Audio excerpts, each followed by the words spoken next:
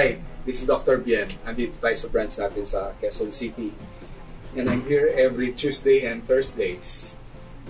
Natutuwa akong makita uli si Nanay Melly in Layo. 77 years old na siya ngayon.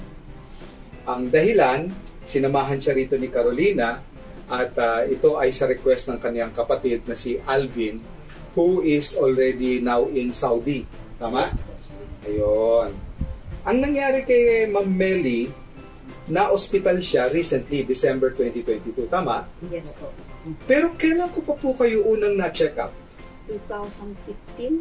2015 pa. So, ngayon, that would be about 7 or 8 years ago na. Opo. Ang una mong problema dati ay? Yung ano po, yung sumasakit din po ang dibdib ko. Ayun. Tapos may mga treatment tayong ginawa sa'yo. Opo, yun po. Nag-therapy tayo. Opo, yun po. Siguro mga once a week or twice a week. Tapos pumunti na. Once a week, 2 times a week, paunti-unti. Inabot ka ng mga 2 buwan. Opo, ganun po. Umigi ka? Opo. Ngayon lang nga po umulit kay December. So, mula 2015 hanggang etong 2022, ngayon lang umulit. Oo, ngayon lang po. December nga po. Pero, kaso ngayon lang madalas sumasakit. Ang dibdib mo. Opo.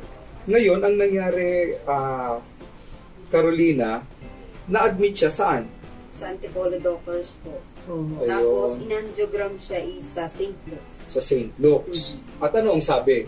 Ang sabi po, meron pong tatlong ugat doon sa puso niya na barado. Kaya po, Ayun. naninakip ang dibdib niya. Tapos, hirap din po siya na lumakad ng malayo. Pag lumakad po ako, Pagod ka agad, hinahapo ka agad. sumasakit po yung dibdib ko. Pero nung nagpa-check up ko sa inyo, wala na ano po eh. Wala lahat. Lahat na po. Ito lang yung uling December. Bumalik. Bumalik. Ano daw ang balak gawin doon sa puso ni nanay? Ang sabi, ang suggest po wala na daw. Kasi Ang sabi po, operahan daw po kaso po mahal. Mahal. Nakatakot din ako. Gaano ba ka mahal yung mahal? Binigyan ka ba ng presyo?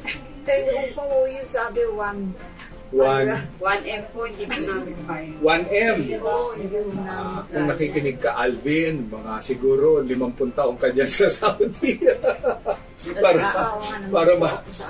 para maipon yung 1M. Siya lang po ang gumagastos po sa natin. Ayun. So, isipin natin, kung ikaw ay naka 7 to 8 years mula nung tinulungan kita noon, ilang taong ka na ngayon ay?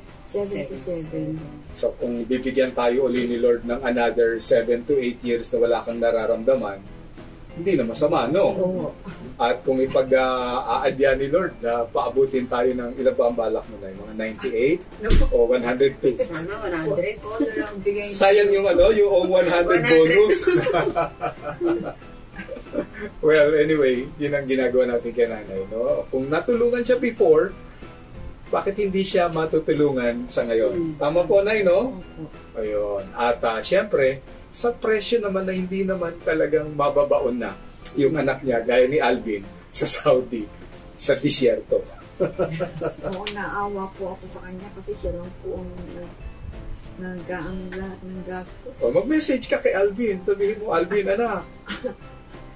Sorry na lang ang nagasakripisyo. Di naman. Nilagaan mo siya nung bata ka, panahon naman alagaan ka na rin niya ngayon. Tama? Katupunan ng magulang po yung alagaan ng anak, di po ba? Tama po. Siyempre, dadasal tayo lagi para mas maganda yung resulta. Every day po ako. Dasal talaga, no? Opo. Nag-rosary po ako.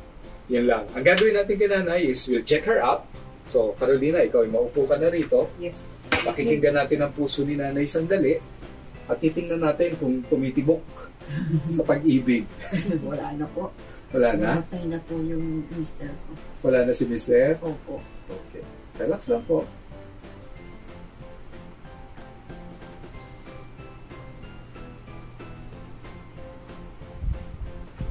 Okay, pakinggan ko lang po sa loob.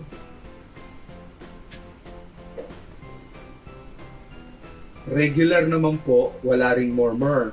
Pero naririnig ko na talagang medyo mahina yung tibok niya.